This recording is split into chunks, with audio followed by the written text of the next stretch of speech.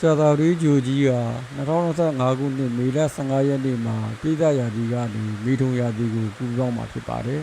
။ကြာသာပတေးဂျိုဟာကောင်းကျိုးတွေကိုပေးတတ်တဲ့အတိသောမဂျိုကြီးဖြစ်ပါတယ်။သူကဉာဏ်ပညာဘူးတုဒ္ဒတွေကံကြမ္မာကောင်းတွေကြွယ်ဝချမ်းသာမှုတွေကိုပေးတာဖြစ်ပါတယ်။စိတ်ဓာတ်ပိုင်းဆိုင်ရာမှာဆိုရင်လည်းစိတ်ခွန်အားတွေကိုတိုးတက်စေတတ်ပါတယ်။ကြာသာပတေးဂျိုကြီးကသူနဲ့ထိတွေ့ရတဲ့နယ်ပယ်တွေကိုပိုပြီးကျယ်ပြန့်ကောင်းမွန်လာတတ်ပါတယ်။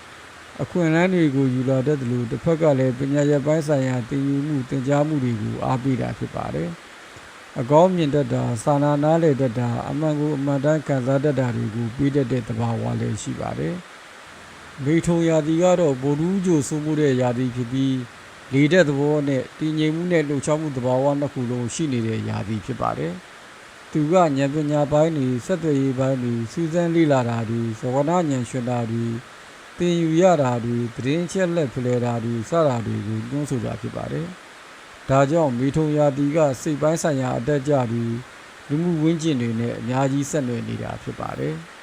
။ကြာသာပတေးဂျိုကြီးမိထုံရာသီမှာရောက်ရှိနေစဉ်အတွင်းမှာကျွန်တော်တို့လူမှုဝန်းကျင်မှာဘယ်နယ်ပယ်တွေမှာလေးသာမှာလဲဆိုရင်သင်ယူသင်ကြားမှုနယ်ပယ်တွေပြောဆိုဆက်ဆံညီနှံရတဲ့ကိစ္စရပ်တွေပညာရပ်ပိုင်းဆိုင်ရာမျှဝေပြီးတဲ့နယ်ပယ်တွေမှာဖြစ်ပါတယ်။တခုချီတာကကြာသာပတေးဂျိုကြီးကလေးနဲ့ဆောင်ရွက်တဲ့သဘောရှိပြီးဗိုလ်ထူးဂျိုကအရာရာကိုစူးစမ်းခြင်းသိရှင်မိတတ်တဲ့သဘောရှိတာဖြစ်ပါတယ်။ဒါကြောင့်ကြာသာပတေးဂျိုဟာမိထုံရာသီမှာဖြစ်သန်းနေစဉ်ကာလမှာကျွန်တော်တို့ရဲ့လူမှုဝန်းကျင်မှာပညာရေးမီဒီယာဆက်သွယ်ရေးနည်းပညာတွေသတင်းချက်လက်ဖလှယ်တာတွေညှိနှိုင်းဆောင်ရွက်တာတွေကိုအလေးပေးဆောင်ရွက်တာတွေများလာမယ်လို့ကောက်ချက်ဆွဲကြပါတယ်။ပညာရေးမှာတော့ဗိုလ်ထူးဂျိုရဲ့သဘောအရအွန်လိုင်းဘက်ကိုအလေးသာတတ်ပါတယ်။ပြောဆိုဆက်ဆံရေးနဲ့ပဲအားကောင်းလာမယ်စာအုပ်စာတမ်းကောင်းတွေထွက်ပေါ်လာမယ်လို့လည်းအဓိပ္ပာယ်ဖော်လို့ရပါတယ်။တစ်ဖက်မှာလည်းကြာသာပတေးရဲ့သဘောအရဖြောင်းမဲ့မှန်ကန်မှုတမာတမတ်ကြမှုတွေကိုဖြစ်စေဖို့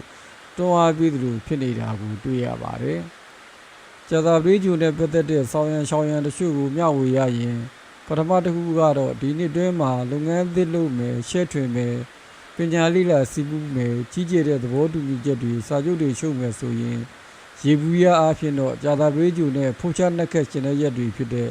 ဇူလိုင်လ24ဩဂုတ်လ21ရက်နဲ့စက်တင်ဘာ17ရက်တွေဟာကောင်းမွန်တဲ့ရက်တွေဖြစ်ပါတယ်။နောက်ပြီးကြာသာပတေးဂျိုကြီးကနေနဲ့နီးကပ်လွန်းတဲ့ဒီဂရီအတွင်းမှာချီပြီး